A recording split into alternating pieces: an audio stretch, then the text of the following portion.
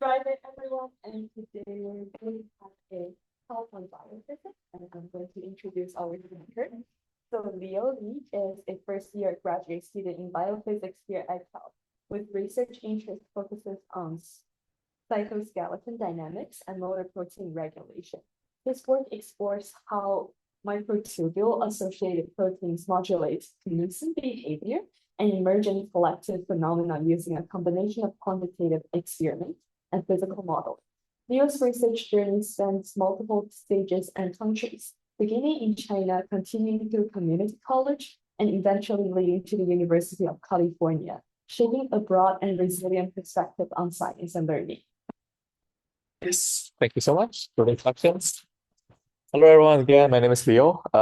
My legal name should be Daisong, but I'm okay with Leo. So nice to meet you all. And today I'm just here to talk about my undergrad and also graduate research for how do cells motors like Kinesin navigate obstacles on microtubules. So without further ado, let's just get started. A little bit in the background. So we all know actual cells is way more complicated than a real model.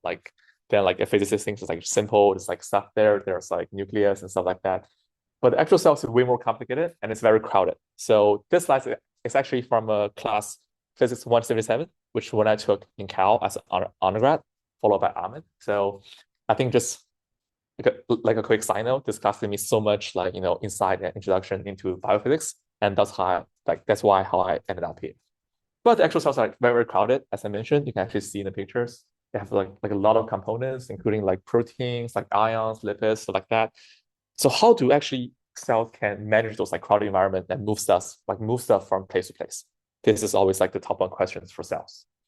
And then actually, when you think about diffusions, as a physicist, we know this is also one of the things we can do, but it's just not working at this scale. Since, for example, as a neuron, for example, let's talk about a 1 meter neurons. It actually takes about 10 to the 3 years just to diffuse from one end to the other end, which is impossible. We will all be dead at this point. So cells have to figure out another ways or another approach, try to move stuff from place to place and actually on the responsibility of transport. And that's where my study focusing this area.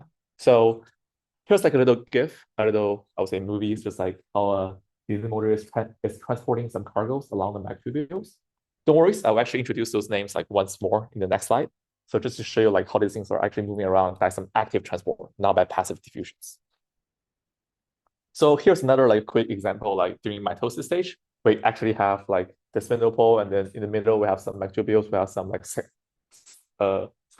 skeleton just to try to move stuff around and pulling each cells apart. So this is again very, very vital to our lives.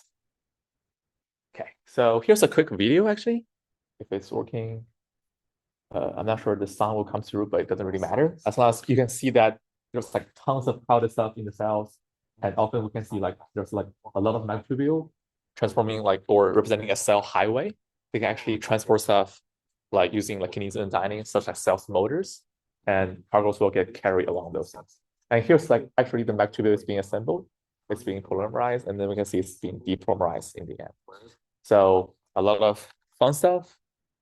If we just wait a little bit more, we should see a kinesin motors moving on the microtubule and also dynein. So just moving stuff, then pretty fun to see. Okay, just a quick intro. You don't have to memorize everything here in this slide, so nothing super important. But again, very important in our lives. Okay, so back to my study. So again, we're super interested in this whole transportation system since they're very vital to our lives. And then they have a lot of components and factors. So for example, we have the microtubule, which is the cell highway. They're also trying to stabilize the structure of the cell as well. So we have multiple functions. But transportation is one of the most important things. And we have the cell motors. In this case, we have a kinesin working on the microtubule, which is head domains, the motor domain as we call it. And they have a cargo adapter, connecting the motor itself to the actual cargo, whatever it's transporting. So in this study, we're only actually focusing on this area a little bit. So we're only looking at the surface of the microtubule with the motor and also some maps we call the microtubule associated proteins. So these are just a bunch of proteins that's attaching to the surface of the microtubule. And also on right here, we can see they have a lot of different families and different kinds. So we're gonna take a few of them to study how kinesin is moving. So again, the key role here is to study how kinesin is moving on the microtubule, but in presence of different maps or different obstacles, as we said. Cool. Keep moving. And the method actually want to use this is kind of, I wouldn't say freshly new. It's been out for a while in the field. It's what we call TIRF, total internal reflection fluorescence microscopy. So the idea is like, again, pretty simple. You're just shooting like a total internal reflection laser. And as this laser like being total internal reflected by this area, only the surface about like 100 nanometer will get excited. So whatever we want to excite it, like the target fluorophores or something else, will only be excited by the near 100 nanometer. And the rest, whatever what we have in the solutions, will get ignored. So we can minimize the background noise just to have our target fluorophores like sort of crystal clear in this area. And the way we actually try to bypass a little bit the diffraction limit is when you have enough photons emitted from the target fluorophores, you can actually fit like you can actually fit like a 2D Gaussian back to the place and then finding the exact center of the 2D Gaussian.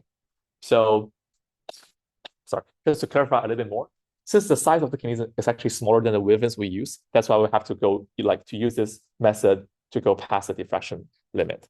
And this thing is called Fiona. If I remember correctly, it's like fluorescence with 1 nanometer accuracy. Again, naming is like very weird for all the physicists here, just like random naming Fiona, but yeah, this is how it works. And just to give you guys like a little more context right here, there are also some like pros and cons of this method. So the pros is like definitely we can see the individual like molecules right here. So it's pretty precise. We're talking about like nanometer scales.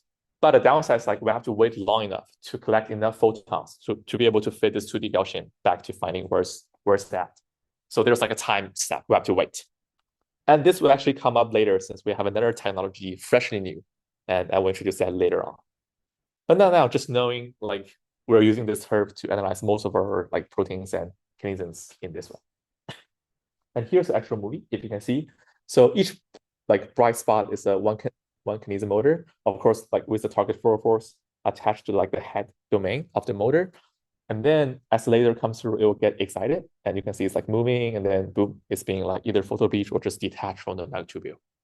So those are the motors. And this through the same way, we can actually label our obstacles, but more on that later. Just to give you like a quick insight. Yeah, go ahead. So I think it really depends on how much ATP you're giving it. So for those cell motors, they take ATP just to move forward as like a cell machine. And then the speed is it's really dependent on how much ATP you give, like how much energy. So I think in this one, this is not sort of ideal since this is a GIF and I make it like speed up a little bit, but also the scaling matter. Like I think they move relatively like almost 1 microns per second, like 800 nanometers per second at full speed. So those are the speed you're looking for. Yeah.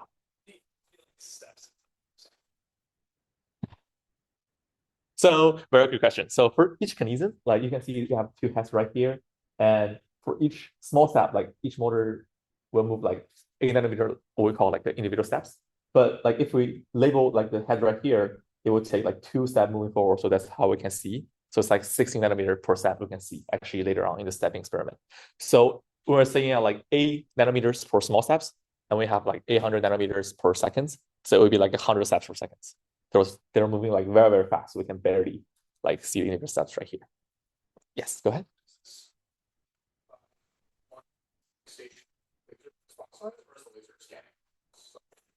So for this one, very good question. So it's actually the stationary laser light up the whole area, and we can just have a camera just to capture the whole area.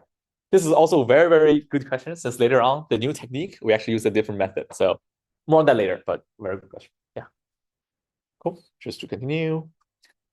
And then previously there's some study like on maps already. For example, they're looking at a special map called map 7. And for this thing, people actually find that they can activate kinesin 1, full length kinesin 1 at some level, but at the saturation level, it will also like trying to inhibit kinesin 1. So as you can see, like from the movies right here, first, just the kinesin 1 itself is like moving kind of hard. Since it actually have like a self-inhibit effect, the coil chain of this thing is too long. It will actually self-fold it onto itself, therefore like stopping its motility on its own. But in real cell, like we have like different maps just to activate it. So as you can see, when we have like a little bit map 7, it's actually activating kinesin motility. But up to a certain point, when there's too much map 7 on the surface, just absolutely crowded the surface of the microtubule, and kinesin can no longer move at the full motility. So this naturally brings like a question, like how do actually kinesin navigate such a crowded like obstacles like environment? Like how does map7 or different maps regulate kinesin differently? So this will actually bring us to a mechanistic level. How is kinesin really working, and how it can bypass such a crowded environment? So to study this, we actually pick a few different obstacles. So in this study, we actually pick rigor kinesin. So this is just like a mutation, a single monomer kinesin have. So we actually made a small mutation right there, so it can no longer take an ATP just to move. It will be like stuck to the microtubule surface, therefore acting like a perfect ideal single site occupier.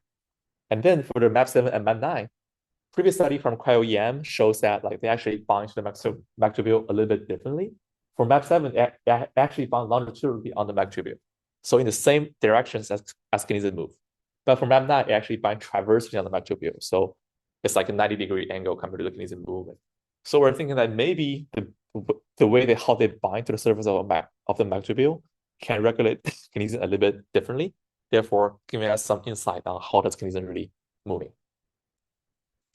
So I will actually skip a lot of like the preparation work, like a lot of like biochemistry, just like how to put those things together, but just jump right to some other, like I would say, mass part. So first, previously, like people have always been thinking about concentrations, which is a 3D measurement, like saying like, hey, how many like nanomolar or micromolar you have of protein in solutions. And that actually already works for their purpose of study. But in this study, we're only actually looking at the surface of the microtubule, which is a 2D surface. So how you can use like a 3D measurement to describe like things happening on a 2D surface. So we actually have to make a quick conversion from 3D to 2D. And from here, we can actually use a Hughes equation. So just like a little bit background, like if you don't know this, I will highly recommend Physics 177, just to give you like some insight on biophysics and learning about some of the fun math part. But long story short, you don't have to understand like this formula completely, but just think about like when you have a ligand or have something to bind to some surface site, just thinking that we can actually use those formula to calculate how many percentage of the site is being occupied based on the concentration I'm giving. And also the KD. The KD you can think of as like halfway bound. So long story short, by some quick calculations, we can calculate how much of the surface site is being occupied by the target proteins we want. In this case, either kinesins or maps. So here's like a quick screenshot from one of the movies we have. So this is single molecule level of map7. And I feel like this is the power of single molecule studies in biophysics or in any science. So we're not just describing like an overall like statistical effect. We're only seeing things like single molecularly happening. So this is actually way more powerful than we can think of. And from here, here's the actual panel graph. I will reintroduce those graphs later on to see how those things can actually describe motility. But right now, just thinking about like we have two axes, right? X-axis and Y-axis. Think about like as stuff are moving. Think about the representing like time and move and position of the target particles. But yeah, I will reintroduce that later. But just now, knowing each line representing like a single particles binding to the surface of the microtubule. And from here, since we know how many concentration I'm adding to the solutions, I know what's the KD of the target mass by some other experiment setup. So we can actually use this to calculate how much of the map7 is saturation will be. Ideally, this number shouldn't be 1.04, since ideally we know that map7 should bind two lattice sites on the surface of the microtubule. But then think about there's like a lot of different competitions happening at the surface of the microtubule, and we don't have like a very, very clean environment. So we're just using this number to calibrate our density coverage. So now we can actually convert from concentration to density. And yeah, you see like this one actually go over 100%, which is not possible. But again, there are some like competition and corrections were being made right here. So this could be improved, but this is what we have for now. And similar things for rigor kinesins. And so another quick example right here, just how we're using the KD. This KD is definitely not perfect. I do admit that. So we do have to do some like follow-up experiment later on, but this is what I have for now. So we'll just use this as now. Continue. So actually here's like the actual movies or the camera graph as we call it. So as you can see, the excuse me. As you can see, the x-axis is representing like the position, the y-axis representing the time. So as time goes by, if you have a very, I would say like from top to down, if you have a straight line, it will mean the particle is not moving at all. It will just be not moving, stop on the microtubule. When you have a slope, it's meaning like it moves like in this amount of time in this position. So it's like a motility line. The slope can be represented by speed. So for example, in this case, you can see like only a few like Kinesin is moving and it's like slowing down, and this one is like stock something and they're moving relatively short.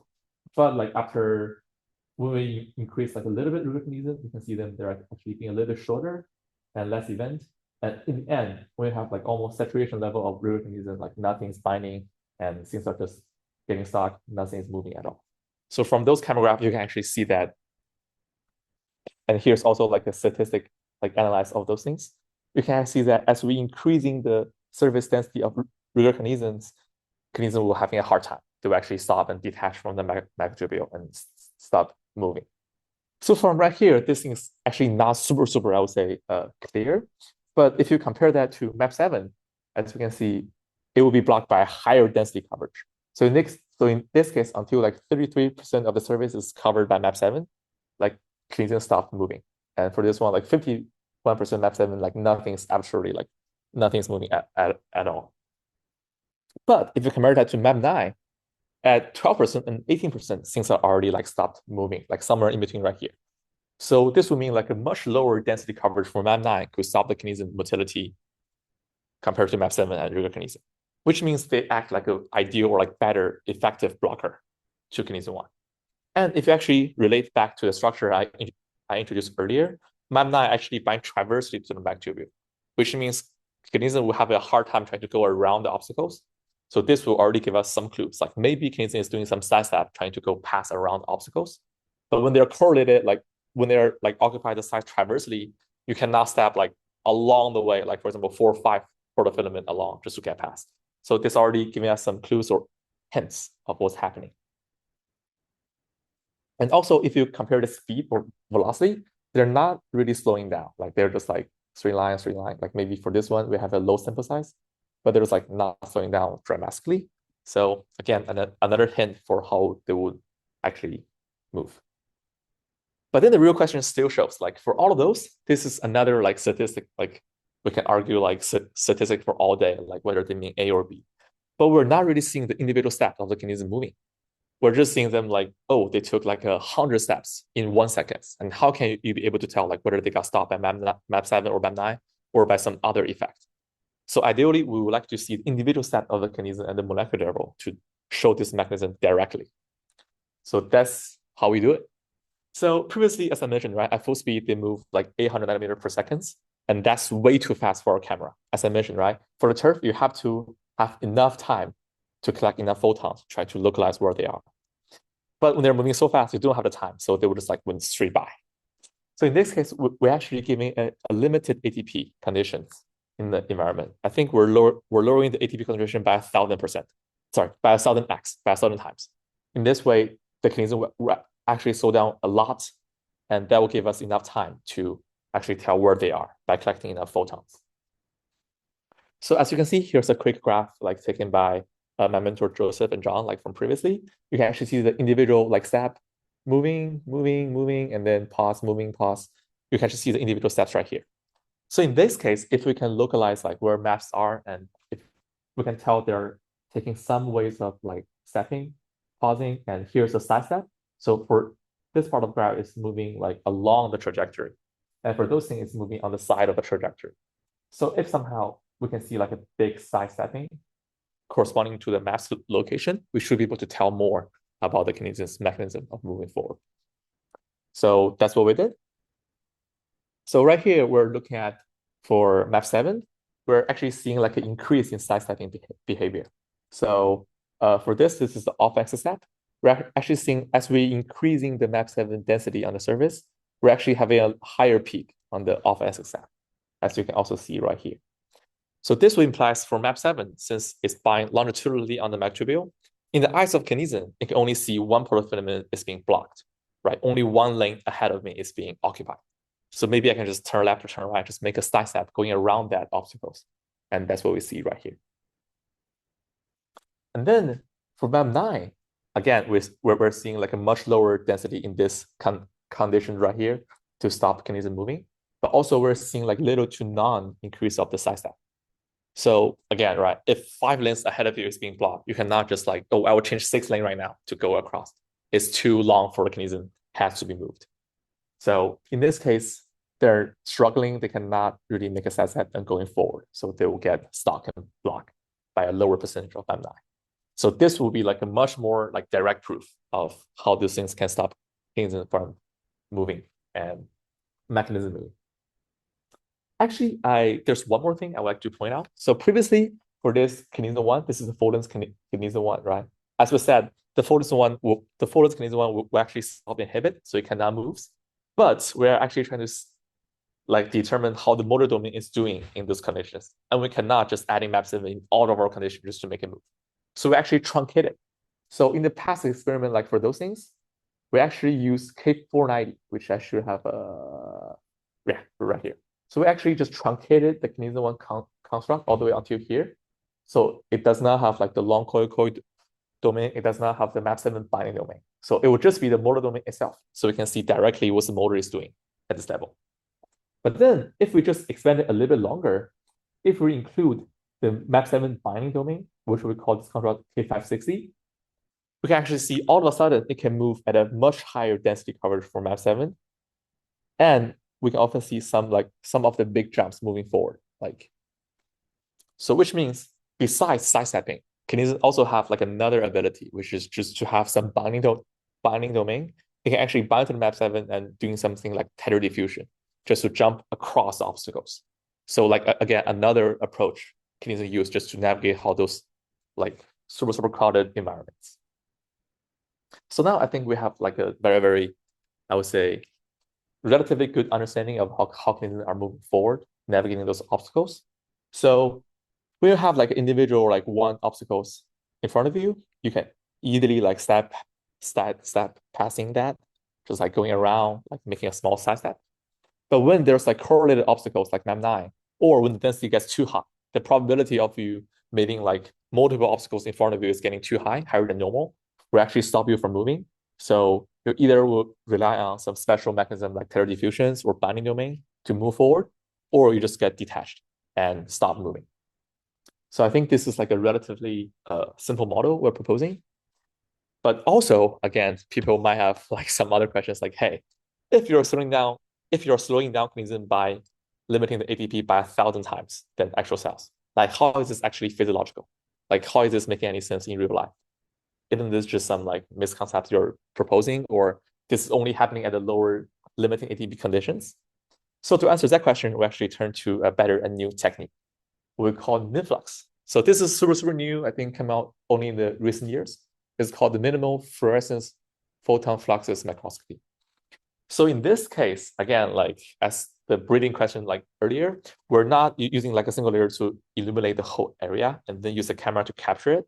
In that case, we're like heavily limited by the photon counts we collected. But in this way, we actually use like a donut-shaped beam. So think about like a donut-shaped excited beam. They have like two, like I think out-of-phase laser sources. And then when your target fluorophores are at the center of the, when your target fluorophores are at the center of the donut-shaped beam, you should have, I think, you should have maximum signal, right? If that's correct. And then if you move like slightly across, there will be like interference patterns that will interfere your signals. And you can see like a signal decrease in your overall receptors. So by not measuring directly how much photon are being emitted from the target source, you're actually measuring like the deduction of the donut-shaped beam laser signal. So this is actually way more faster since you're not localizing the target fluorophores directly from the photons. You're just inferring that based on the location of the donut-shaped beam, since that you do know precisely. So in this case, we can achieve this thing way much faster and way much preciser. So here's like a quick comparison between the minflux and the TURF data we have. As you can see, like first of all, the scale bar is very incorrect. This is like about like 1 second, and this is 14 seconds. So, but also just to see that even at this scale, they are relatively the same, I would say. This thing is moving so fast, and this thing is moving so slowly. So we can already see some difference. So previously we were taking like 70 milliseconds per frame. And for min-flux, we can actually take up to 400 microseconds per frame. So almost 1,000 times faster. So in this case, we can actually use the physiological ATP concentrations just to see how our kinesin is moving in real conditions, like in our cells. And here are some example traces. Don't worry about like trying to identifying like single step. They're too hard to see. I cannot see them as well. But just to know that there are definitely like some jumps, some steps, and we're seeing some clear steps right here, right here, right here. Just to give a quick example. Yes. And then again, we are seeing like sort of similar results compared to our TURF data. So this is map 7, this is map 9, this is also map 7, this is map 9. Again, for map 7, I think we're seeing like an increasing percentage in side steps, but map 9, we're seeing like a lower or almost no increase in side step, which is the same results as we have before. So I think at this level, we can safely sort of like implies that kinesin really relying on a sidestepping mechanism or a tether diffusion mechanism to overcome those obstacles. And just a quick summary of today. Ignore this thing. I forgot to take out this line. So this is another stuff randomly, which if you want to ask about it, I can answer later on. But yeah, ignore this step right now. But just like, first of all, the unique thing about this study is actually we use a 2D measurement of density rather than 3D measurement of concentration to describe the surface of the microtubule. And also at low ATP, kinesin 1 utilize both sidestepping and tether diffusions to navigate obstacles.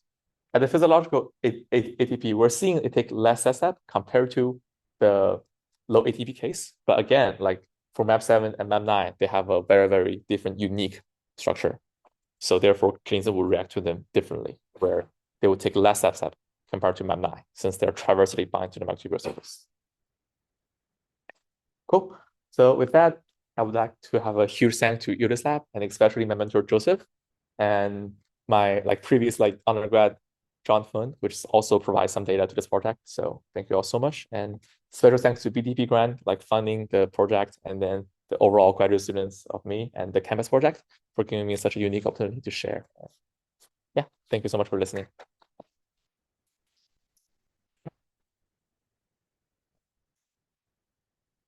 Yeah, like uh, I mean, so John, like he was actually the undergrad who was working with Joseph before me, before I got on board. And he actually made like a lot of data, including like the stepping experiment for rigor kinesis. Yeah. So yeah. Yes.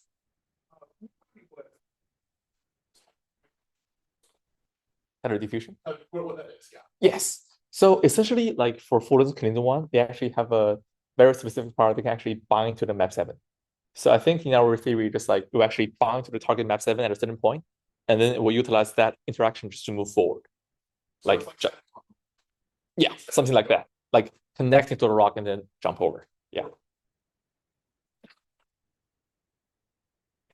Any other questions? Yeah. No, nothing.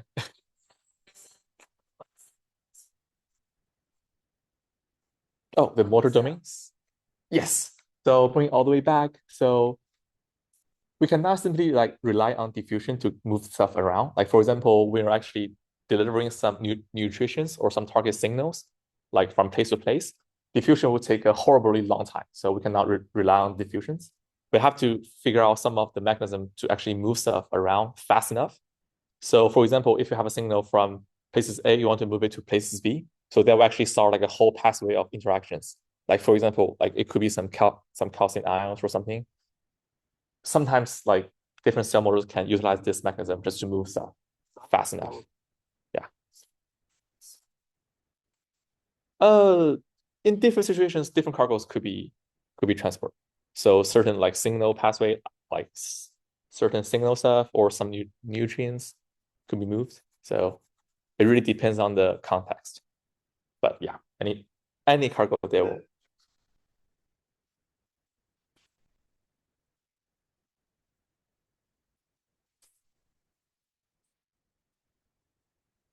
Very good question. I think I forgot at the moment. Yeah.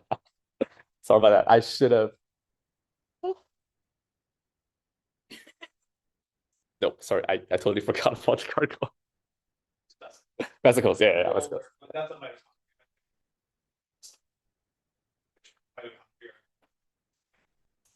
Yeah.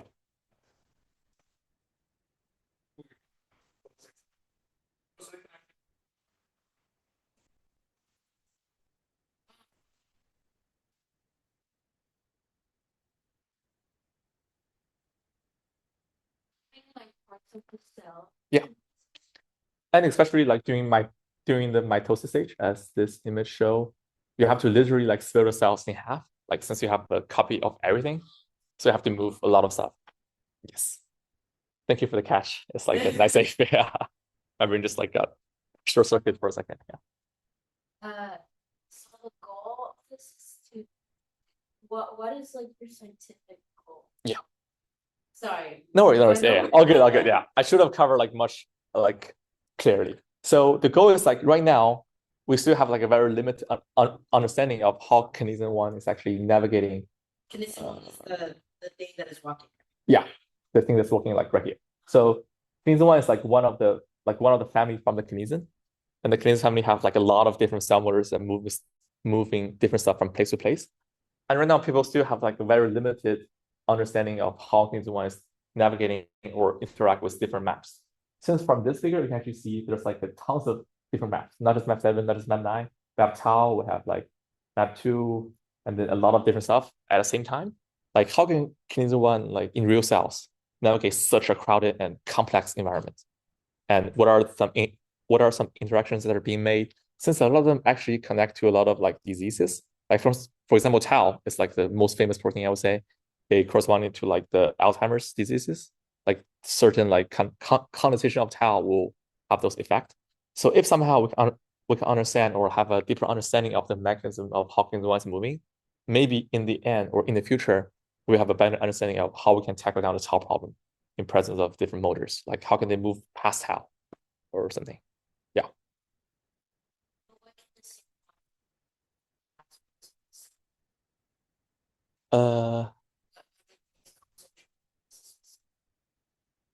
I think there's definitely like a lot of different problems at the same time in cells, but we just have to tackle them like one by one.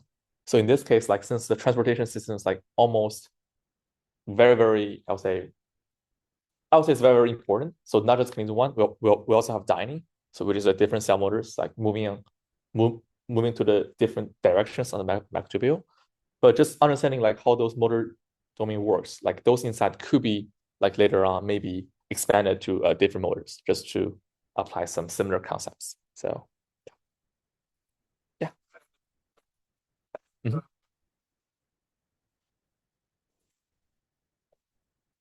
Yeah.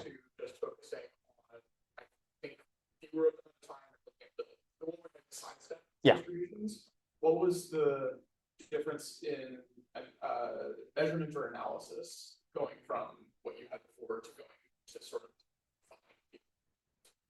what allowed you to make those points that you were able to throw some stuff?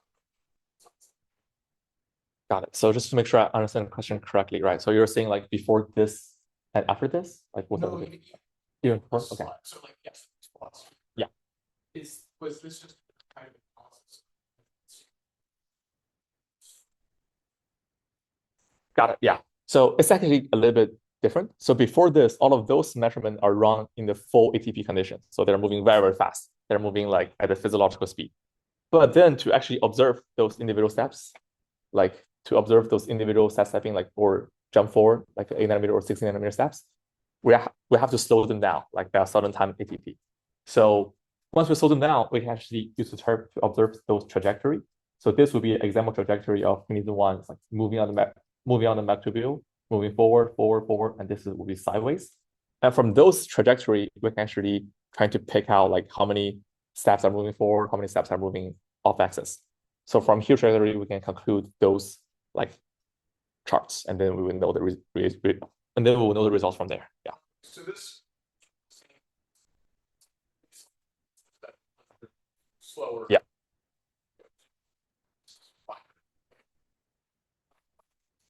Yes, I think, yeah. So for those, we're actually talking about like the fraction of the steps individually. And previously, those are just like velocity or run length of the one trace of the kinesin. So they're not individual steps. It's just like the full movement of the kinesin 1 motors. Yeah. Yeah, no In worries. the previous plots. Yeah. Yeah. Mhm. So, for example, one piece that is stationary for the entire time. Yeah. Is just like vertical. Yeah, that's totally correct. Like this is almost stationary with like minor Yeah. movement. Like start and stop? Yeah. Okay, so yeah. So for example, right here, kinesin could be like attaching to the microtubular surface and then it walk for a certain amount of like length. And then since kinesin have a limit, like after like usually about like 100 or 200 steps, to actually detach. So they do have a limit in a single kinesin itself. So of course, they can form like a higher order structure, like they can form a tetramer and then extend its roundness. But in this case, we're only using like the dimer of the kinesin. So they're only like one kinesin motor is moving along, and then it will get attached after like a few hundred step or like 100 step-ish. Yeah, about like 1 or 2 micron. But also we can see like some of them are actually have some pausing behavior. If I can point out this one. So sometimes it will like start and then pause and then keep moving, or start, pause, and detach. So again, that's another like maybe parameters we can study later on, just to see how they're doing. Yeah.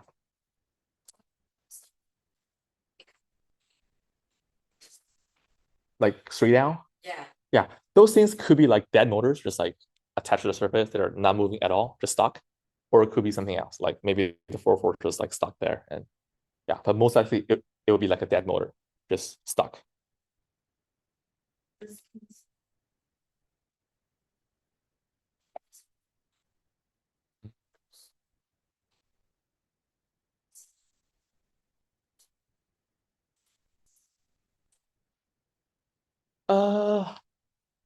I'm pretty sure there's like a lot of like neurological like diseases attached to this. I just couldn't remember the name at the moment. But yeah, for Kinesin 1 family, like this is the most common family in Kinesin. And they're like mostly I would say play a very, very important role in cell transportation system. So I'm pretty sure like the stoppage of this system will cause like a lot of problems. So yeah. ALS? Okay.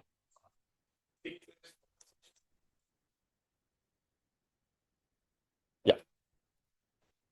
The unfortunate thing is actually there's not a lot of associated with it. Basically, Yeah, like nothing will work. Yeah.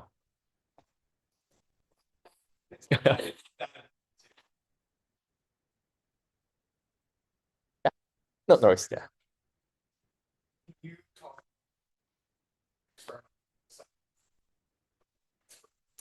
Got it. Of course, yeah, for Minflux, yeah. Yeah. So I think for this one is very, very, I would say, new, relatively new, and it's very fancy.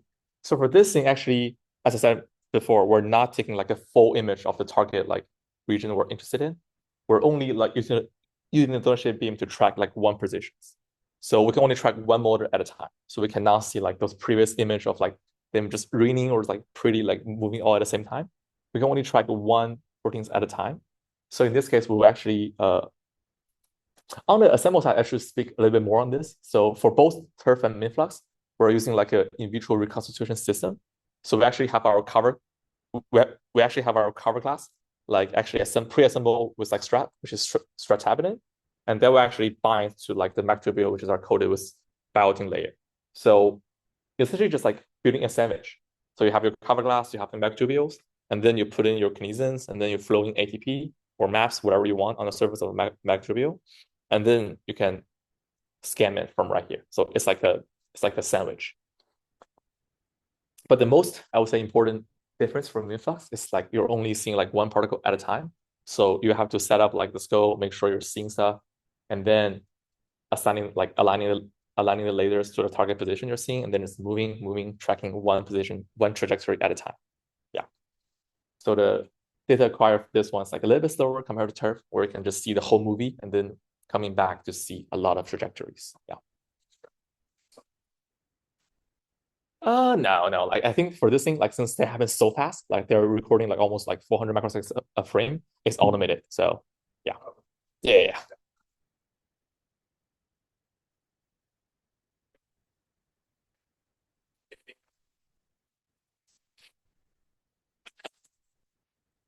Responses, yeah. Yep. Nope, nope. I feel like if it's like a one-time event, like for the responsive time, like maybe you can get down to like 100 milliseconds. But microseconds, like no, it's not gonna get there. Yeah. Okay. I forgot to delete this in the summary, so maybe in the extra time I can talk about a little bit in this.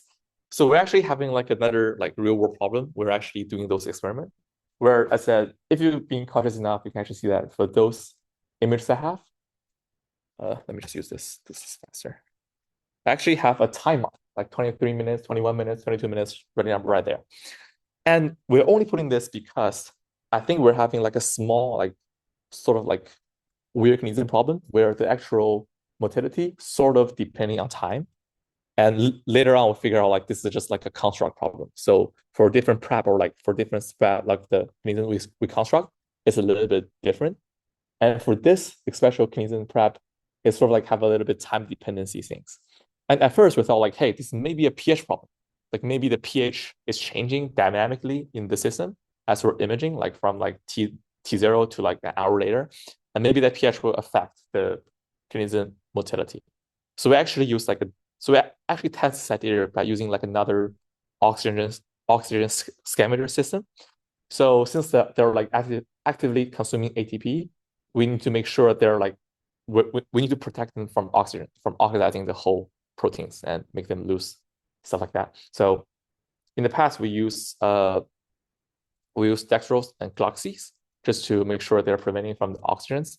But those two also are known for decreasing the pH over time. So let me just actually stop sharing real quick so I can show you the slides. Right here. Yeah. So this is one of the papers that talk about this effect where we have the glucose, you can actually see the pH will actually decrease over time dramatically. But in our experiment setup, we actually did not see this at all. So this is not a pH problem. This could be like a Kinesin just from prep to prep is behaving like a little bit differently. But it does not affect our results. So it's like a side note. Yeah. Cool. Any other questions or comments? Yeah. Looks like that's like Yeah, not enough to changing like the motility by this much. And we can also prevent this by using like another oxygen scavenger system called PCA PCD, and similar thing happened. So it must have been a Kinesin prep problem. Yeah.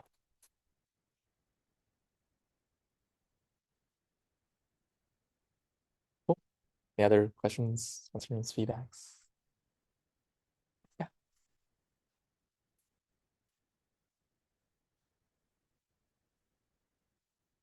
Yes. So I think different color right here just representing like the different trace buffer we're adding. So you can think of like as different salt concentrations.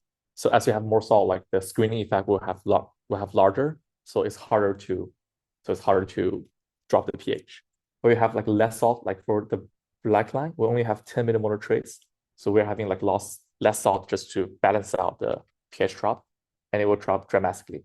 And in our case, we have used like 30 and 8, like I think 30 and 80 millimolar of buffer like we're using. So it's like sitting in between, but still it's not dropping that dramatically over time. So I think we're safe. Yeah. Good question. Yeah.